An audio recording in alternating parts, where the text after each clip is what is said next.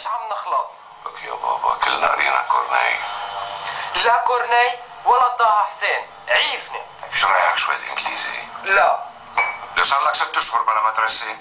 إيه ما حق علي، لما بتفتح بيصير شي تاني. يمكن ما تفتح بالمرة. من تمك لباب السما. طيب شوية تاريخ عربي. تاريخ عربي يلعن العرب. ليش يلعن العرب؟ العرب جرب. ليش انت شو؟ أنا لبناني، فينيقي. فينيقي؟ مو سمعها. من صف تاريخ العرب. بالعكس يا بابا، لازم تكون فخور بتراثك. العرب بنيوا حضارات من اسبانيا للصين. انت بتعرف انه الاوروبيين كانوا بعدهم بالمغاور، لما العرب كانوا بالطب وبالفيزياء وبعلم الفضاء، وهيدا من 1000 سنة.